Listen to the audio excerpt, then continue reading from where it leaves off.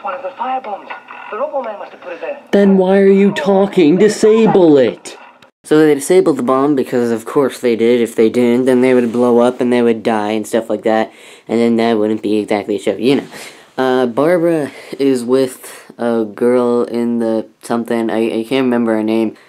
And Ian is still with that guy from before, who I also can't remember his name. And they find out that everyone in the entire planetary earthy thing... Oh, and by the way, apparently Barbara's home from the 60s is destroyed now, but that's besides the point. So everyone is either in slavery or dead.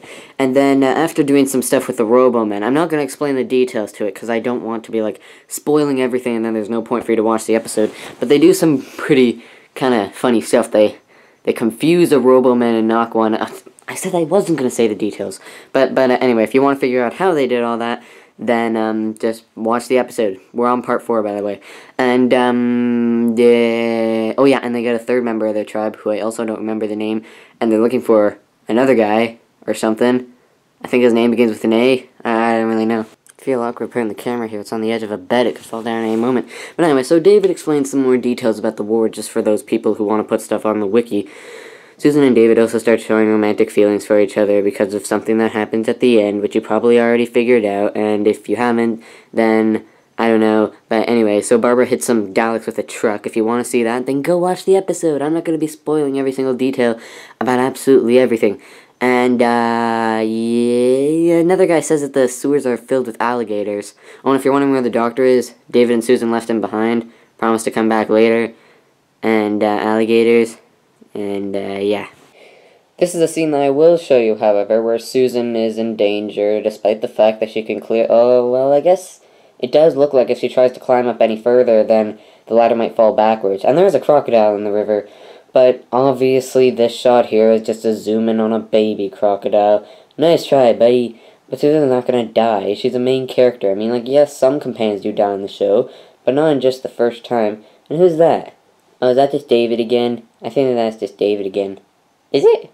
I think it's David. Yeah, I think that's just David. Who's that guy? Probably not anyone important. Ian and the other guy had some food and stuff like that and are taken care of by these two, the third and fourth member of the tribe. The fourth one is the one on the far left, and he isn't that nice. And what is that? Okay, apparently it's called a slither. That easily looks like just a guy in a costume. I don't see why they don't just wrestle him to the ground and rip off his costume.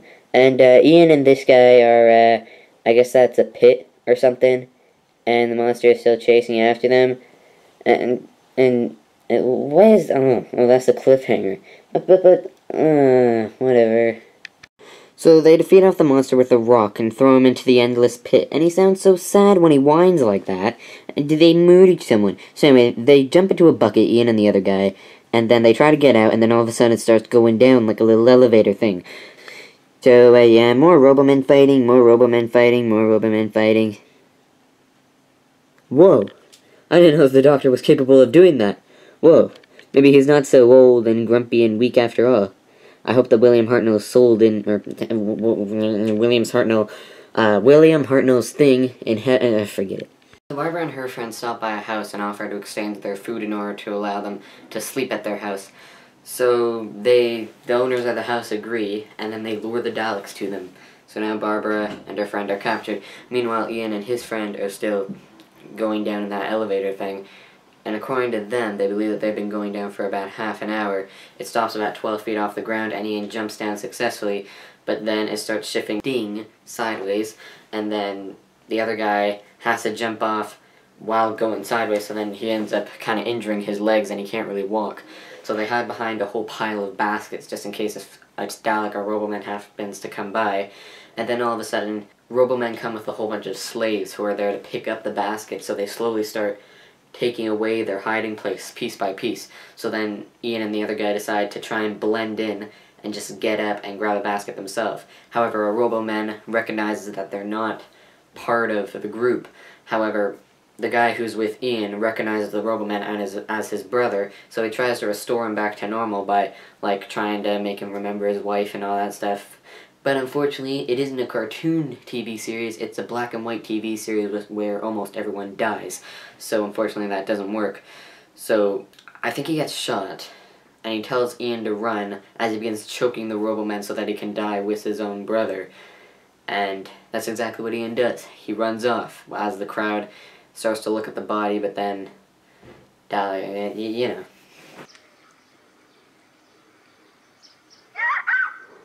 Some fresh ice. You want some fresh ice? I've got some. Oh, no, not for me. I didn't want it. Not for me.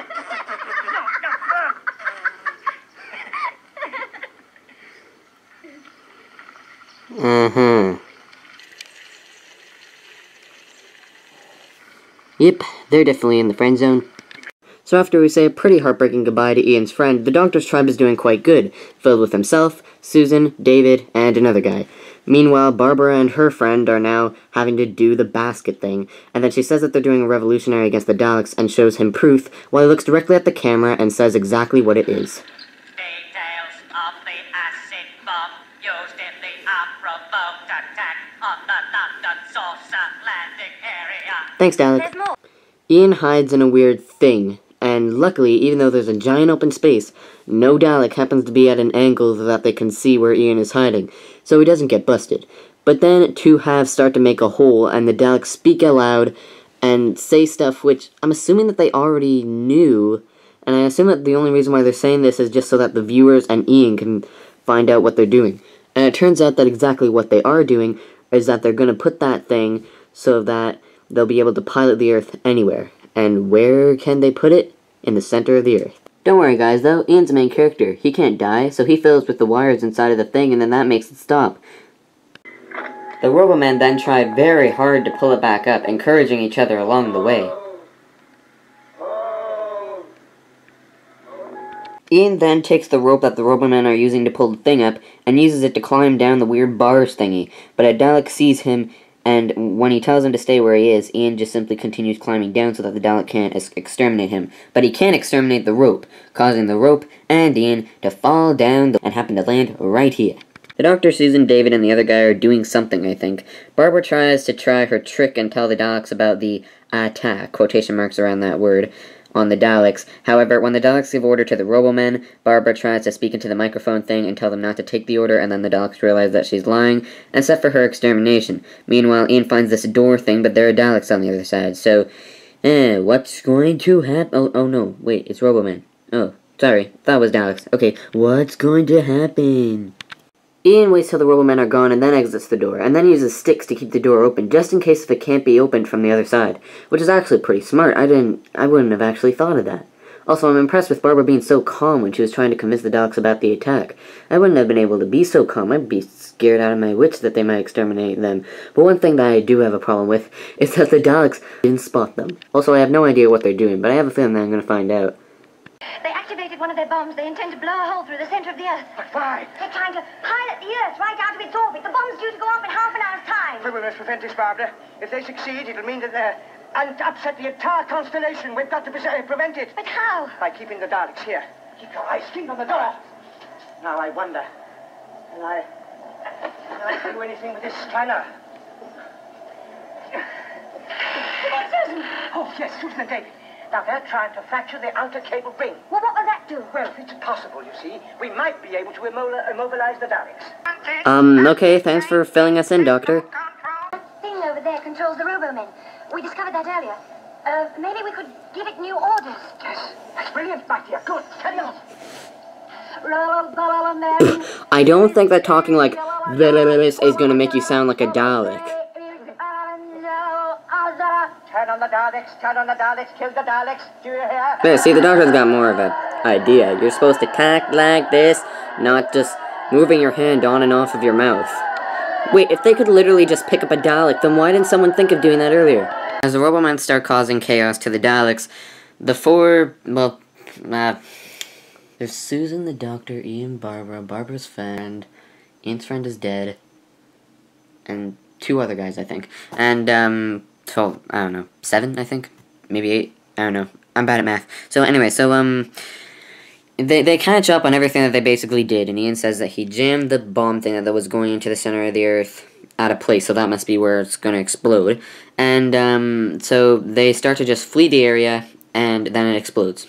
And The Doctor states that no Dalek could have possibly survived that, only for him to be proven wrong in the chase. But anyway, so all 7 or 8 or 6 or a million get the stuff off of the TARDIS so that they can get in. Then Susan and David admit their love and blah blah blah, and then the Doctor realizes that Susan is probably better off with someone who she loves, where she can actually belong somewhere instead of just traveling through time and space and probably never ending up home. So then they say the heartbreaking goodbye, and then Susan drops their TARDIS key into the dirt. David and Susan walk off together as a happy couple, and the camera zooms into the TARDIS key that fell into the dirt.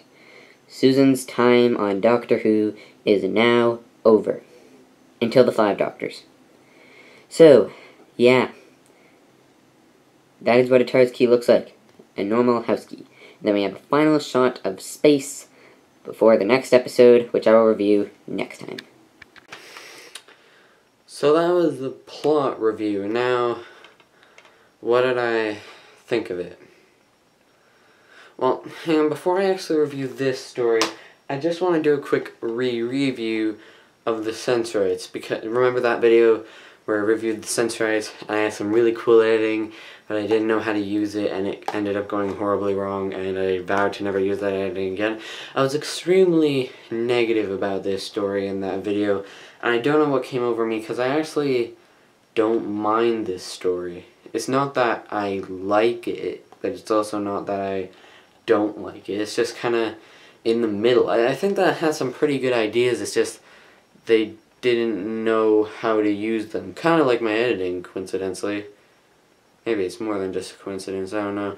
But anyway, I just found it kind of boring. It wouldn't be torture if someone forced me to watch all 6 parts again. I'd gladly watch all 6 parts. It's just, when I look at it on my DVD shelf, I just kind of, my brain just ignores it and kind of forgets that it existed. But, now for some reason that is actually how I feel about the Dalek Invasion of Earth as well. Now, I know that a lot of people really enjoy this story, and I know that a lot of people won't like the fact that I'm calling it boring and not standing out, but it just doesn't. My brain just forgets about it when I look on the shelf. It just doesn't seem as, I don't know, because like when I rewatched it to do this review, I actually really enjoyed it, but still, it just doesn't seem to stand out with Planet of Giants and the Rescue and all that stuff. I mean, like, it does have the first companion's goodbye. I probably would have been very shocked by it if it wasn't for the fact that I did research on it before I saw it. But, yeah, I'm the kind of guy who will scramble for spoilers right before a Doctor Who episode airs on TV. I love spoilers, I don't know why. But, yeah, the companion send-off is very good. The fact how the Doctor's granddaughter quit traveling with his grandfather through time and space and never seeing home again because she fell in love with a man. Is it just me, or is the Doctor saying that love... Is Doctor Who saying that love is evil? Don't fall in love with someone, otherwise you'll turn down all of time and space just for them. I don't know. But anyway, so remember at the beginning of the video when I said that I was trying to make this video nice and short? Well, that plan didn't work, did it? Oh well, I'm not really sure what I'm going to do.